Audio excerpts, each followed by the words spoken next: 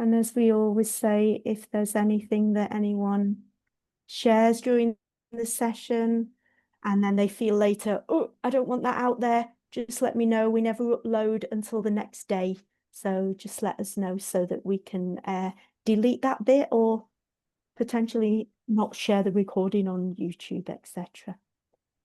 And so Kamal, I was going to say Kamal's unusual, but that sounds a bit loaded.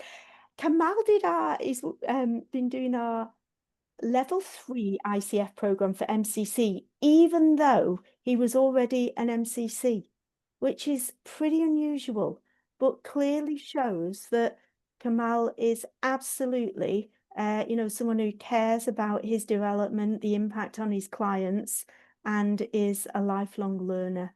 So Kamal, he supervises, he coaches, he works with teams. He's in the EMCC world as well as the ICF world. He's also a fantastic mental coach with really astute observations. I've heard him mental coach. And he does a lot in the field of trauma-informed coaching as well. I know we're all going to enjoy this session.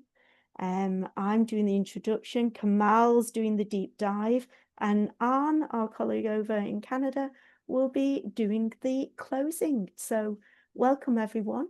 And I'm going to just post one thing in the chat shortly. The other community cafes illustration that will be taking place until the end of the year. And thank you, Kamal, for being with us today. And over to you. Thank you so much. Thank you for having me. And I appreciate everybody who was able to join and come here. It's actually it's very humbling to see. It's like, hey, what else is out there? So this is our commitment as well to what are nuances, what are the things that we do need to take care of when we're coaches and be aware of to support one another. I will say this, I always say this in every space I'm in. Interruptions and questions are always welcome, so feel free to do that because this space becomes that much more richer with everybody inside and sharing your thoughts, sharing your observations. This is how I always conduct my spaces, and I always welcome and I appreciate Dr. Claire for allowing me to conduct it in that way as well. So thank you so much. So I'm going to start a little bit in terms of some of the nuances I've been noticing because I've been doing a lot of mentoring and a lot of even coaching through diverse communities, through diverse spaces. So there's a lot there that we can learn from each other. At the same time, what I'm realizing is because I'm doing the mentoring and I'm trying to listen through the ICF lens or the MC lens, there are so many things, there are a few things that are not being taken into consideration directly. It's being taken into consideration like almost as an overview. Like if you look from top, it's like, oh yeah, ICF and AMCC do cover it, but when we kind of go into the nuances of it and we listen to the details of it, it's really not taken into consideration. One of them is kind of the layering of different backgrounds, different ethnicities in terms of when we are actually asking our questions. One of the questions that I love asking my clients, but when I realized when I was asking it in English, it had one impact. And then when I started asking it in Arabic, the impact completely kind of fell through because there was a negative connotation to the questions. So that question was specifically, why is this thing important to you? Why is this element important to you? And as much as when we're asking about it, we're trying to reach someone's values. Sometimes that question in different cultures. So as much as I say Arabic, because I speak both Arabic and English fluently, and I do kind of coach in both and mentor in both. This can also fall true to other languages that are not English or Arabic. So please, if you have any examples or thoughts or questions, please do bring them forward. So the element of why is this important to you? I noticed when I ask it in Arabic, I have to kind of reformulate it of what's the positive impact of this, or what are the values, or what are you trying to get to that's even more important. So that was one of the elements that was very important because I wanted my client to understand that, hey, I'm here, I want to listen to this. the other part of the layering of it, we're all international, as you can all notice. So we have people from Canada, US, Saudi Arabia. Um, I'm, where else? I'm guessing a lot from Europe. If maybe people from the Gulf and the Middle East as well. So you're from all over the world. So there are layers. Some of us travel, and those travelings can create different concepts. So let's say somebody who speaks Spanish or Puerto Rican comes to Canada or USA. So as much as we're asking about what they need, their view of the world is that much more unique to them. And we need to ask the question in a different way. It's, hey, what is your experience of this? And how have you looked at it already? And what are other lenses that we need to look at it? So those are some of the elements that we need to look at in terms of that. Another element that I've also been noticing is when it comes to respecting spirituality, whatever spirituality is. When it comes to respecting spirituality, I've seen um, in certain modalities that that's never taken into consideration. And I say modalities, I'm not saying ICF and EMCC. I've taken a few modalities. It's not taken into consideration in a way that honors this person and where they're coming from when it comes to these modalities. Um, one of those elements is just shifting the question in a way that is respectful and supportive. I remember um, I was hearing a mentoring session, and I know both the client and the coach, and I know the coach is not necessarily a spiritual human being, while the client, they have some type of spirituality. And the bias of the coach kind of showed up in the question when they asked. It was very obvious in that session as I was listening to it that the client was still having a little bit of struggles in spirituality. And instead of honoring that struggle and asking the question in a thoughtful way, the tone of voice and the question, even I was taken aback as a mentor, which was, "Where's your God now?" And it's like, that's not how you ask that question. It's, "Hey, what would your God say here?" We're respecting it. So that's the other element of it. It's respecting people's views of the world, where they're coming from, their cultures,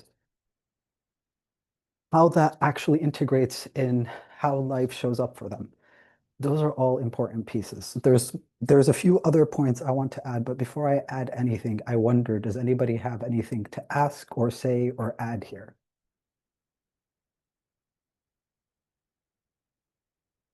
We're all good? All right. Um, the another point I've kind of also been noticing, because I also when I was coaching some clients when I was coaching some clients here in the USA. So this was an African American lady, and the language she was using didn't represent who she was in any type of way. And I noticed the way she was even showing up in the session was not comfortable. And I actually asked her, I'm like, "Hey, what's going on here?" And she looked at me and she's like, "Are you coaching me because they're getting rid of me?" I'm like, "Wait, what?" "No, I'm coaching you because they believe in you." And she's like, "They've never invested in me before. Why should they invest right now? I've been with them for X amount of years." So it created a distrust that which was an added layer of me trying to build my trust with this person so they can actually come and show up and answer the questions with comfort. The other thing was creating trust and safety in that space. So with her, to create trust and safety was that much more of of at the forefront of what I was doing, because also at the same time, it's, "Hey, how much of this are you going to report to my boss?" And this is where I was like, "Hey, I'm not reporting any of this to your boss. I'm here for you. My biggest intention, my truest intention is to serve you. I'm not here to serve your boss. I'm not here to serve your company. Yes, they're investing in you by hiring me. At the same time, my goal as a coach, and this is where I need to be impartial and very aware, is like, how can I show up for you so you can show up in the best way possible? If it's for this company or another company, because at the end of the day, we're all here. We know what it means to be coaches. We know our biggest goal is this person in front of us and how we can support this person in front of us. So those are the elements there. When we talk about that, we also talk about language. So again, we all have different languages. We all come from different languages. So also use, this is where I double down when it comes to using the client's language or even challenging the client's language. And I say this because one of my clients, when they came, their impression of their boss, that their boss was pimping them out. As much as it was slang, it was a very unique slang. And this is where I asked, this is where this is where I asked her, I'm like, how does it feel when you feel your boss is pimping you out? And then she's like, how does anybody feel to be pimped out? Because the word pimped out means I'm being overutilized, underpaid, and I have no value except, well, in the slang form of it, is selling my body. And as I was working with her, she let me say, as much as she used that slang, she's actually one of the main coding engineers in one of the bigger companies. So it's like the concept in her mind of what her boss was doing, and it completely affected her energy in how she was doing her job. So here, while I was working with her, all we did was challenge the language. Hey, how else would you like your boss to deal with you? Or what's another way that you can look at it? Or what's another lens you can look at it if this language doesn't serve you? Well, I hope he would appreciate me. Okay, cool. What evidence do you have that he has appreciated you? And the same actions that he was doing, that she felt he was pimping her out, were the same actions that showcased his appreciation. All we needed to do was change that lens. Because it's like, oh, he's putting me in front of clients. He's making me talk to them. He's making me understand what they need. And being there, I get the valuable data I need so I can create the codes and the programs for them just by catching their language. And that's why, like, even when we're using metaphors as coaches, the invitation is use your clients' metaphors. Make sure you're using their language. Make sure you're using their metaphors because it's that much more stronger. Um, Another part of that is when I was kind of reading a few books, what I loved about metaphors, and this is why I always love playing with metaphors, our clients' metaphors is the doorway to their subconscious. And where change actually happens to any of our clients is their subconscious. So when we play with their metaphors, we are absolutely creating the change they're looking for. Um, I remember a client of mine, I played with one of her metaphors. Her metaphor was, her initial metaphor is like, oh, there's something stuck in my heart. It feels like this really annoying pill that's stuck in my heart. And I'm like, okay, what do you want to do with it? And she's like, I wish I could just remove it. And I'm like, what if you did just remove it for a second? What happens? So in the beginning, she's like, oh my God, all this pus, all this stuff is coming out. I'm like, what do you want to do with that? She's like, I want to clean it up. I'm like, now that you've cleaned it up, what do you want to do with this space? And this is where she's like, I want to put flowers. And by putting flowers there, her attitude to the world changed. And even like her managers, her bosses, and how she showed up at work was completely different. I don't know what changed happened. I don't know what that metaphor represented. But I know that after she changed that metaphor, things started changing in her life in a positive direction. So I'm gonna stop again. Any thoughts, questions, or any other elements in regards to what I'm sharing that any of you want to add? Like I said, the interaction in your experience is just as valuable as mine here. So I would love to hear from some of you.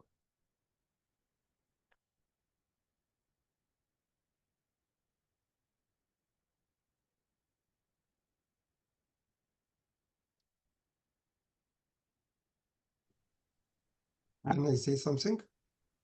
Absolutely, yes. Please, Samir. Okay. Kamal, you mentioned 2 points. It is very important as a barrier of the language, Arabic and English. Uh, we was discussing in our meeting before we are joining how we are asking the question, especially if the English it is second language or Arabic is second language. So what you mentioned it is very important because in Arabic there is a many expression and word you can utilize it to deliver the question and whatever behind the meaning of this question, especially if your client is Arabic. And even it is not only Arabic, because in Middle East we have many, it's Arabic, but pronunciation of Arabic, it is different from area to area. So understanding the background of culture of your client, from where he think, from where he is grown, even you mentioned about something about religion, how he is thinking or her thinking about the God you mentioning. Also, this background is very important. So I am aligned with you 100%. Sometimes the tool, when we have as a coachee the tools as a language and how we are utilize it, it will lead the session to be success. So this is my point about what you mentioned. Absolutely. Thank you, Samir. And that is the point. How can we create a space in our sessions to make that session that much more successful, that much more meaningful to our clients? Which kind of also, actually, before I add to that, anyone else want to add anything from their perspective or their thoughts or their experience? I would just like to say that I agree that the work with the metaphor can be very, very changing, very transformative. I do a lot of work myself in the sand tray. And yes, it is a way that the metaphor is, that really struck a chord with me, is a way to the unconscious. Absolutely. And when you're working with sand, when we are working with something tactile, again, the way you experience it and the way your client may experience it can be completely different. So, which brings that much more space to play. It brings room for exploration, yes, and deeper dives. Absolutely. So, thank you so much for what you're sharing. Anyone else?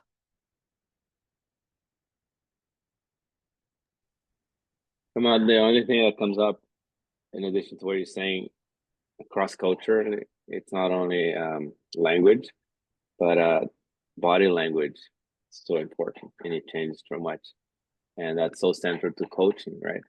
So there are ways, Samir said, there's things that you may say differently, but even the way you're gesticulating, you're absorbing that maybe trauma is showcasing may change cross culturally. Absolutely. And that's the other part. Thank you, Marcelo, for adding that. Body language is important. And body language from one country to another is very different. So what might be a standard body language for acknowledgement in one culture may be something that another culture might look as like, hey, what do you mean here? Do I need to be offended? And it's like, no, you don't. This is just my way. And I will add to that. Thank you, Marcelo, for adding that. It is unique from one individual to another, and especially people with trauma, because trauma shows up in different ways in people's bodies. So here it's how to honor it, how to stay curious about it, and how to look at it in a way that continues to add value to our client and continues to allow them to feel accepted, seen, and heard. That's another piece of that is they want to feel seen and heard, and I'm just going to add, because you brought the trauma piece, and I appreciate that, Marcelo, is the other element of if they're seen, they're heard, and then if their trauma showcases itself in the session, how do we create the space for it without the client feeling shame or embarrassment or like there's something wrong with them? I remember one of my clients, their trauma shows up in them needing something tactile. So they're like, we're sorry, we just need to fidget. We just need to move our hands. We just need to do this. And all I did was like, okay, what is that giving you that's important for you in this moment? And they're like, it calms me down. Okay, cool. Now that it's calming you down, what is it making space for so we can explore further, so we can explore deeper? So we are looking at all of those pieces. We are not trying, and here, this is another piece because I've worked with so many people in trauma. When we create the space of even the trauma is a space and this is what you, and it's okay to be that way. And even when my clients show up with anxiety or trauma, and I just say, that's okay. There's still nothing broken with you. You're still absolutely fine. And I believe we can find a solution. Just those statements make that much more of a difference in our clients where they find solutions, where they can navigate and they can start self-regulating in other spaces beyond our coaching conversations. So it's such a beautiful element. So thank you, Marcelo, for what you brought up. And if anybody has anything else to bring up, you're welcome to, or we can continue. So I'll open the space again.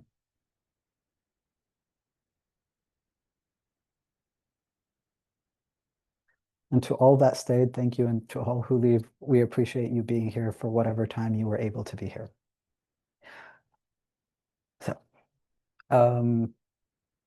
to continue, another element of this is the emotional expression.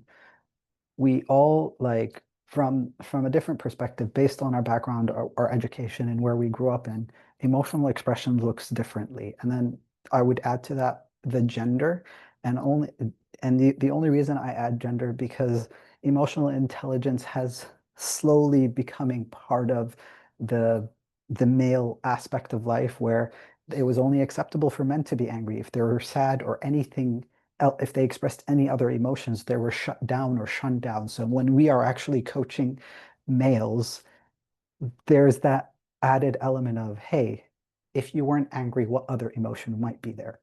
Hey, if you weren't angry, what are you trying to say? Hey, if you weren't screaming, what else do you want me to hear here? So it's recognizing that different people's emotional intelligence might be at different levels. How do we meet them there and still stay curious and still be with them and understand it? And here, if we like, this was a fun part. I was doing a couples coaching with someone, so his wife started crying. So he's like, "See, she's so sensitive," and I'm like, "And that response is equally as sensitive. So what are you trying to tell me?"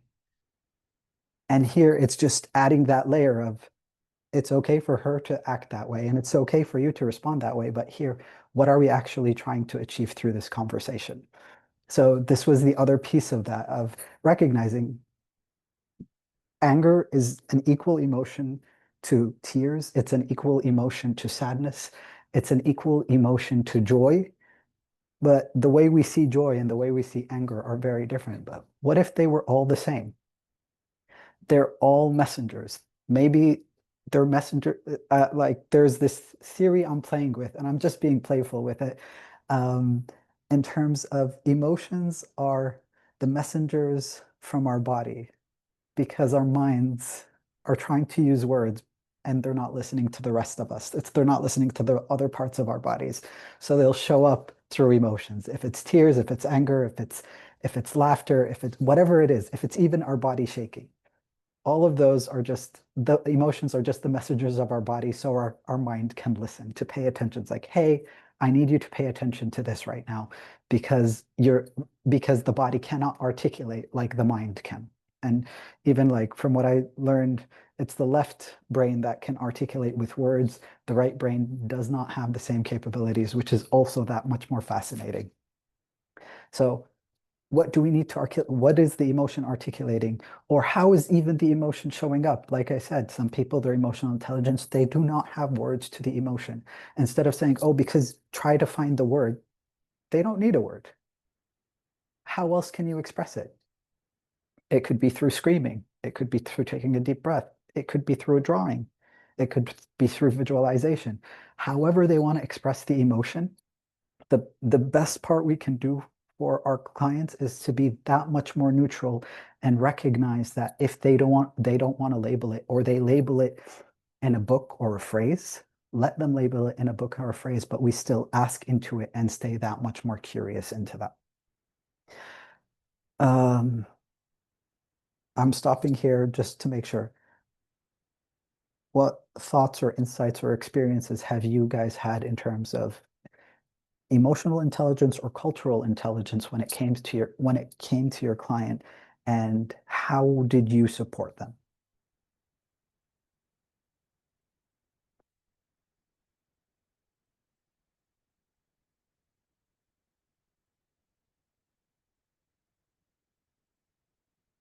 I can provide a response. I have to stay off camera, Kamal, and I apologize for coming in late. I was coming out of another meeting. All is good. All is good. Thank you, Karen. Yeah, so I am a white Western woman who worked in the Arab world, specifically in Saudi and in Oman. And one of my engagements was brand new for having an internal executive coach. And so people were watching the different coachees, the leaders coming into my office, right? It was almost like a status piece. And I learned early on that a couple of them definitely had some trauma, because I am a trauma-informed coach. So what we did is we scheduled things after business hours. We went to a different meeting place so that they could share their emotions. These were Arab men, so it was very, very sensitive. And I can't say that I learned it right away correctly, Kamal. I had some learning lessons in there, my own cultural awareness. But that sensitivity has really stuck with me, because they were thinking, well, this must be therapy now if I'm crying in a coaching session. I thought this was leadership development. And so part of it was educating the client that coaching can go deep to reveal what's really getting in the way of them reaching their goals that they've engaged in coaching. Absolutely. I appreciate you, Karen. Yes, sometimes changing locations to create that safe space for our clients so they can go that much more deeper, so they can feel safe to explore those thoughts, those elements, is important. I've had clients who, as much as they're spiritual and religious, they're like, but I still have questions. I have these emotions toward the God I worship. And I'm like, okay, what are the questions? What might be there? What are we trying to explore? And then after they explore, even some of them had feelings of anger. After they've explored their anger, they just realize it's like, oh, I just needed to understand. I I just couldn't understand, but I was too afraid to express this emotion.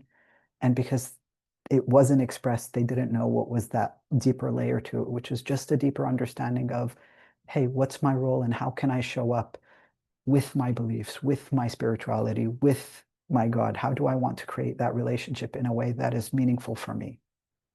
So those are elements that need to be taken into consideration, and being thoughtful and mindful is very important. And thoughtful and mindful can be through the question and through our tonalities. And this is why also tonality is very important when we're dealing with different cultures, because um, I like when I was, as I'm here in the USA, there are certain spaces where I would need to project my voice, and I'm like, but I'm a soft-spoken person, and to them, it's like soft-spoken means weak. It's like, no, I can still be firm, I can still be strong, but to them, if I'm not outspoken and projecting my voice where 3 neighbors down the road can hear my voice, this is weakness. And it's like, well, how can I reframe strength in a different way? And this is where people started looking at, oh, soft spoken does not equal weak. Oh, this, how somebody represents themselves does not equal this specific stereotype or picture. And this is where we challenge. This is where we stay curious as coaches in terms of all of that. It's like, hey, what are you trying to say? What else is there? I had a client who would stutter when they were speaking, and I'm like, hey, what is it about this stutter? And they're like, the thoughts racing through my mind are faster than the words I need to speak. And because of that, I stutter. And I'm like, okay, what if you kind of took your time, say everything you need to say, I'm not going anywhere. And by just inviting the element, because there was that fear of, I need to say everything before my coach, before I run out of time with my coach. I'm like, I'm not going anywhere. What do you want to say? Take your time. And this is where that stutter got that much more less, because now they can manage it. They can look at it. They can see it. They don't feel like, oh, if I don't say it right now, I'm never going to be able to say it. And that's another piece of it, of being also mindful. Like I've had a couple of coaches who I wanted to refer to other coaches, and as I was referring, I would have this question because of the concept of time and how people view time. So in Europe and in the USA and in Canada, there's almost a linear, and I say almost because I know there are different people with different backgrounds who view time in a different way, but there's almost this linear concept of time. And to other people, time can be seasonal. Time has a different meaning to them. So when I worked in the Middle East, the concept of time is not as linear, and to have the space before or after just for somebody to create the safety was very important. So sometimes I would refer them. I'm like, okay, this person, please remember this coach is from Europe. So the way I'm dealing with you and that person is dealing with you is going to be different. And the person started laughing. They're like, so they're not Arab friendly. And I just laughed. I'm like, no, they are. The element here is just the way they look at time and the way we look at time is very different. So it's taking that into consideration, because it is important for those buffers in the Arab world, while in certain areas in Europe and the USA where it's an hour, if it's 60 minutes, it's 60 minutes. There's no buffer time, so deal with it. And again, as much as I'm making it sound like it's strict, it is not. There are unique people in the USA and there are unique people in Canada and Europe who understand that. While the other element where in the ICF and EMCC, when I was mentoring, the concept of time also kind of played a role of like, hey, are you sticking? If you said, I have 10 minutes with you, dear client, you need to stick to that 10 minutes. And if you don't stick to that 10 minutes, you're breaking your contract. And it's like, wait, we need a little bit of breathing room here. And this is that, like, if that's one piece I want you to take from this conversation, is how to create the breathing room for both you and your client in a way that is supportive, that they feel that much more comfortable to go into those depths with you. Other elements that I would like for us to take into consideration, and the other nuances when it comes to culture, is how we make decisions. In the USA, by the age of 18, we are completely, we're supposed to be, technically, we're supposed to be completely capable of making our own adult decisions. Now, that's not the case in other parts of the world. Family and hierarchy are very important. Like, hey, I can't make this decision without talking to my grandmother or my father or my sister or the head of the tribe. So these are elements. When in the ICF, it doesn't really look at it. It doesn't really take it into consideration. It's like, no, you need to be an individual person. But hey, decision making is not an individual thing for them. So why do we need to force them into a thinking system that doesn't serve them, and it can cause an identity crisis for some of them at some point? So here the element is how to invite that thinking there as well. So here, there's a lot of coaching conversations that I have with some of my clients when they're like, oh, I want to make this decision, but like, I'm afraid of what my parents would say, my mother would say, my father would say.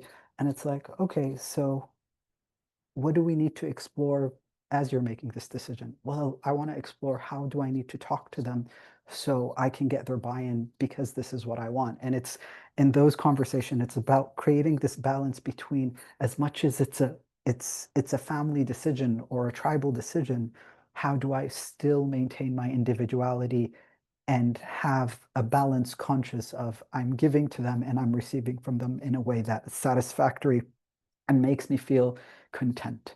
So those are other elements to kind of take into consideration and look at. And of course, last but not least, one of the other the elements when it comes to the nuances is our own implicit biases. Are we actually showing up with absolute neutrality? As much as I would love to say, yes, that is a possibility, we are still human. And the invitation is, how do we work on ourselves to, I know we've all worked on the explicit biases that we may have and show up with, and the lenses that we may show up with. And the invitation is how to uncover the implicit biases and also work on those so we can show up with that much more neutrality when we're dealing with our clients, when we're talking to them, when we're even being curious about it.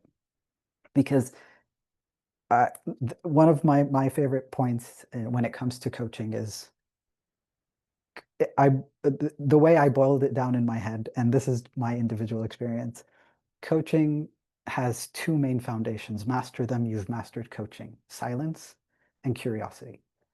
If you've mastered silence and curiosity, you've mastered coaching. Now, mastering silence is asking the question and waiting for your client. Mastering curiosity, it's unbiased curiosity. It's that curiosity of, hey, how are you showing up? Where are you showing up from? How are you showing up today? Now, I say this because I've had clients with chronic illnesses. So they're like, but I want to be productive. I was so much better before this chronic illness. I did this, I did that, I did this. It's like, I understand. And this is your reality today. How do you want us to work with it? So here, when we were planning or scheduling their lives, we're planning on, hey, I have high energy days and low energy days. And on a high energy day, I can do A, B, C, but on a low energy day, I can only do A. So, and it was just managing their feelings of guilt or contentment with themselves on those low energy days, and actually just creating a balance of, hey, it's okay to have a low energy day, and we can still plan around it, and we can still have that productive routine. It's just not going to look the same way. So those are kind of the different elements when it comes to that. And this is where the invitation is always how to stay curious, how to show up with absolute curiosity with our clients. I remember in one of my classes, somebody asked me, it's like, what's the metaphor you use before entering a coaching session? And I tell them, my metaphor is, I know nothing. I enter to create curiosity. I enter and I see my client, and my metaphor is, I know nothing. So I can start asking questions. Hey, what is this? What about that? Why, what brought this? What was so important about this piece of information that made you bring it into our conversation today? How do you want to handle it? Hey, I remember there was a piece of information you shared with me 3 sessions ago. How does that piece of information work with this piece of information? It might be opposing. So what's a new piece of information that we can create because of what just emerged? So those are some of the elements that are showing up when it comes to those different nuances. With that, if I spoke too fast, please tell me if you want me to repeat anything. And if there's any questions, experiences, or elements, please share. Yes, Karen. Wow, this is so rich. I'm sorry I missed the beginning of this. You are a master, a master. And Thank you, Karen. please correct me, is it Kamal or Kamal? No, Kamal. Kamal, okay, thank you. Welcome. You had said something previously, so I apologize. You said so many things, but I wanted to emphasize about as coaches, being sensitive to people's spiritual practices and religious beliefs. One thing, and bringing our own biases. So, when I was a coach living and working in Saudi and in Oman, I was initially surprised, and then I wasn't surprised when I would have clients come to me and say, I'm really struggling with being a Muslim. I don't feel like I believe anymore, but I can't tell this to another Muslim coach. I'm telling you. And it was so important for me to accept where they were at that moment, be curious, as you said, and let them know that this is a safe place for you to disclose this, even though your laws in your country may say otherwise. And that was a great cultural awareness that I had to really learn. I didn't learn this in any books or ICF coach training. It was like on the ground, right? Absolutely. I just wanted to mention that. I appreciate you mentioning that, Karen. And yes, that people come with those thoughts, come with those concerns, and that's the element. Like even whatever our religion is, coaches, how even if the person shares our same religion, how can we still stay neutral and curious so we can support them on their journey if that's part of the journey they want to have?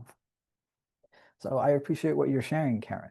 And that's why, like, even when I'm coaching people in Saudi Arabia, there are questions I asked where actually when I coach anybody anywhere, but there are questions I started learning to ask. It's like, because I still know there's certain language I use, especially if I speak in Arabic, there's certain language I use, and I'm like, hey, if this language doesn't serve you, please let me know.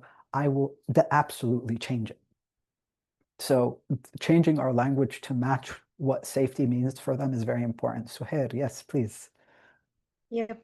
I totally understand what I can totally relate with what Karen is saying. And for me, I have similar experience, even though I'm Arab and I'm original Muslim. And it's about I had some experience in that people coming to me and I've lost my religion or coming out as homosexual. And it's about building trust with the client to the point that they can trust you with this information, even though I'm from the same culture and they know that I'm not going to just tell them.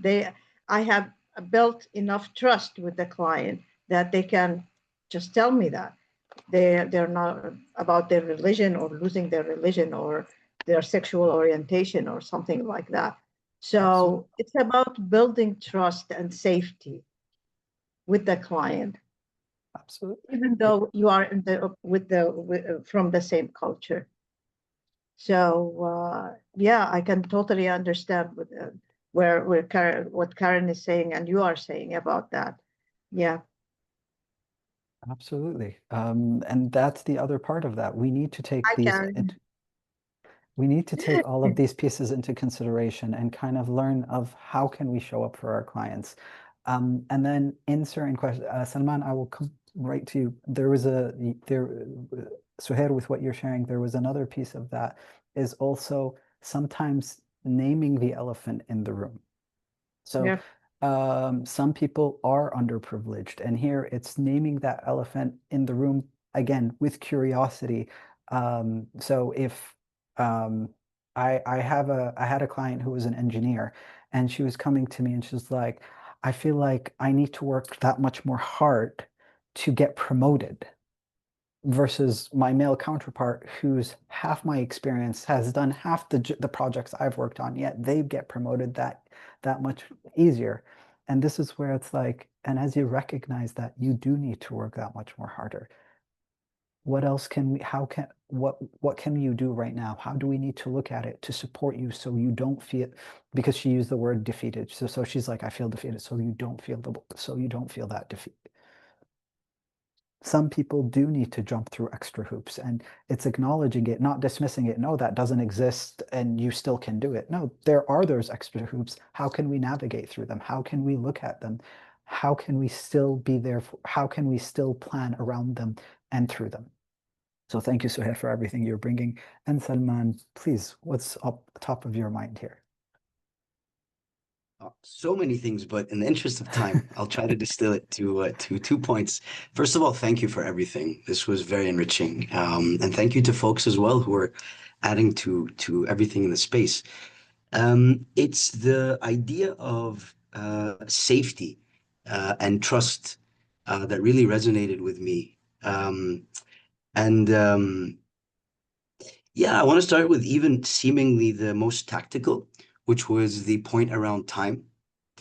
And I think it's interesting to not inject a sense of urgency or realize how quickly people's nervous systems can pick up on that or interpret it as you are too much, or you are not necessarily welcome, or you are conditionally welcome, which I think is one of the biggest traumas, or conditionally accepted within boundaries. And yeah, it's tough to manage schedules, and we design around it, but I just want to kind of re-emphasize, in my humble view, the importance of this point, because it can make all the world of difference of people feeling safe enough to show up, or just close off and keep it on a surface level.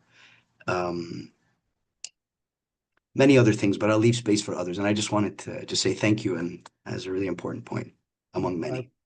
Thank you so much, Salman. I appreciate you for everything you're sharing. And this is the importance of this conversation. It's like we're all thinking it, but it's like, hey, let's get together and see what else we can do about it. So I appreciate you, Salman. And Wafa, what would you like to share? I would love to hear. Yeah, thank you. Actually, my question is coaching for everyone, and especially that you talked about Arab world. I think there's really a huge barrier when it comes to introduce coaching to people, to talk about coaching as a profession. And honestly, in many fields, it's perceived as a luxury thing for people. Absolutely. So And maybe it's this is just yes or no, but then I have some small or little so things. is coaching for everyone? Coaching is for most people, and the reason why I say coaching is for most people, there are few exceptions where coaching might not serve. You know, and I will add to it. So if we look at coaching, therapy, hypnotherapy, somatic, and all these other modalities, we're not just looking at coaching, we're looking at all modalities that have to deal with the mind. Some modalities people will resonate with, and others people won't resonate with, and how to keep an open mind that, hey, coaching might not resonate with you. Maybe another modality would. So yes, so my answer is yes and Wafa. And what's your other questions based on that? Yeah, actually, I'm coming from an Arabic culture, and I know that shame meaning might be different than Western shame meaning. And when it comes to coaching, I honestly I'm like in this field since 3 years. I'm coaching Arab people. I am in Germany, so and the thing that coaching, I find it's not that easy to introduce it as a profession, but also it's a very, very Western profession so far.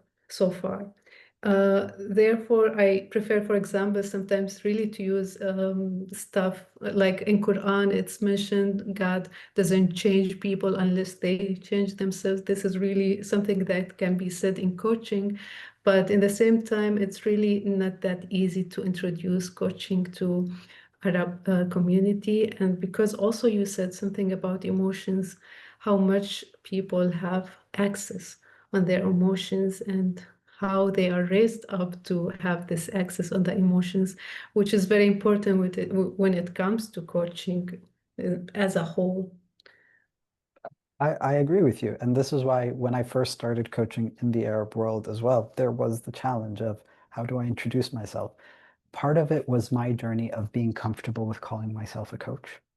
And it took me almost 3 years to finally be comfortable and say, I'm a coach. But I remember when I first started, my sister told me, when she's like, what do you do? I'm like, I do coaching. And she's like, explain it to me. I'm like, coaching is just making sure that you have the tools to move forward with your life and you live your life with your truest and most authentic, in the truest and most authentic way to you, because what's authentic to you might not be authentic to me, and that's okay. And her reply was, I don't want to pay somebody to tell me to do what I want to do with my life. And I'm like, then you don't know what coaching is. And I'm glad that coaching doesn't do that, because we're done with that. So absolutely. And that's the element, like even in coaching, when I introduce coaching to some people, I'm like, the only way I can explain coaching is for you to experience it. And I would give them a mini coaching session and they're like, oh my God, I found these solutions. And so they're like, I'm like, that's coaching. I can't explain it in any other way. Because to them, there isn't a word, there isn't a label. So it's like, hey, I'll invite you to the experience of it. And if that experience is something you like, you're welcome to continue this conversation. And if it's something you don't want, that's absolutely okay. And I'm like, I hope you find what you're looking for somewhere else. So, and when you're talking about the Quran, like I said, if somebody's from the Islamic community and they're connected to the Quran, it's easier to use those metaphors because it is a shared metaphor and a connection. At the same time, here, it's how to be that much more curious even about the metaphors that are connected between us. Because the more, even though they're connected, it kind of takes away from the curiosity. And here it's how to invite even more curiosity into that. So Wafa, your question has so many layers to it that can be like, I can talk for 3 hours in regards. And I'll say this from a different perspective as well. See what the person in front of you needs, because at the end of the day, like sometimes I introduce coaching by saying, I'm here to find your voice. Coaching is all about finding your voice. And I've had clients to say, but I know my voice and I just need you to tell me where I need to go. And this is where I'm usually very playful with my clients. And I would tell them, how many voices, how many opinions did you hear before reaching me? And that's when they laugh because they know they've asked for advice from a million people before coming to me when I say, I'm not giving you an opinion. I'm not giving you advice. I'm here to find your voice. And when it comes to meaning making, I love what you just said, and I want to kind of reiterate the concept of meaning making because meaning making is a very huge concept. I've played this game with one of my clients the other day where he's like, meaning is meaning, it doesn't change. And this is where I asked him, I'm like, do you remember when you were 5 years old? And he was like, yes. I'm like, what did love mean to you when you were 5? And he's like, having an ice cream with my dad on a Sunday. And I'm like, and then when you were 15 years old, what did love mean to you then? And he started smiling because love changed. And then I'm like, and then when you became 23, what does love mean to you? And he's like, no, it was having stability, having a family. And I'm like, now that you're 61, what does love mean? And he's like, community and connection. So he recognized that meaning changes. And when he recognized that, when I asked him again, hey, what does this specific thing mean to you? He was like, oh, now I get it. This is what it means to me. And we were able to move forward with one of our coaching sessions. We have 5 more minutes. Aaron, I want to make sure. Are we on time? You're muted. I can't hear you, Aaron.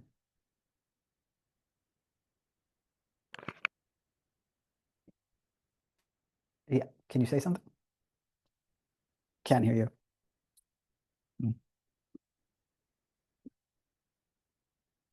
When you moved your microphone for a second, we got your voice for a second, but then it went away. I don't know. Is that better? Yes. Yes, yeah, yes. sorry about that. I just wanted to say we've got 5 minutes left, and I don't know if that's enough time for one more question. If anybody has one, please ask it now, and I'll wait 10 seconds. And if not, I'll just move into, thanking you and appreciating you for your time and such a rich and meaningful and challenging session. And I wanted to, say I'm grateful for it. And I think there's also going to be a lot to ponder and reflect on as time goes on. So thank you so very much, Kamal. Thank you. And I want to go ahead, please. Wafa, did I answer your questions? I just wanted to double check with that. Okay, Yes, thank you. I mean, a lot of things you have mentioned that they're really good to know. Thank you. You're welcome. Excellent. Well, then I want to thank everyone for participating, for your questions and the exchange, because that really added a lot. And I also wanted to thank Kamal again for such a great, thought-provoking presentation. I'm grateful to have participated. So thank you so very much. And I hope everyone has a great day. Claire did not give me any warning on or what to say about the next community cafe, but I know it's in the notes, and she will be sending out an email shortly with a reminder for the next one. So thank you so very much, all of you. I appreciate your time, and you as well, Kamal. Thank you.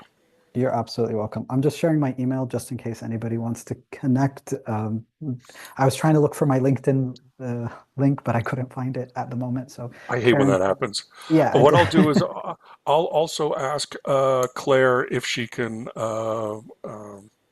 share your email with everybody in the next message as well. absolutely. And please note it's .co, not .com, Karen, because I've had people mistake that. Everybody's so welcome. Thank you so much for being part of this. And thank you for everybody who shared what they wanted to share and their experiences. It did make it that much more rich. Thank you for your questions. And Awesome. looking forward to seeing you. Shukran to anybody. Yeah, to my Afwan. Arabic speaking. Shukran. Yes, absolutely. Right. All right. Have a great day, everyone. Bye-bye. Thank you for attending. Bye. Bye-bye.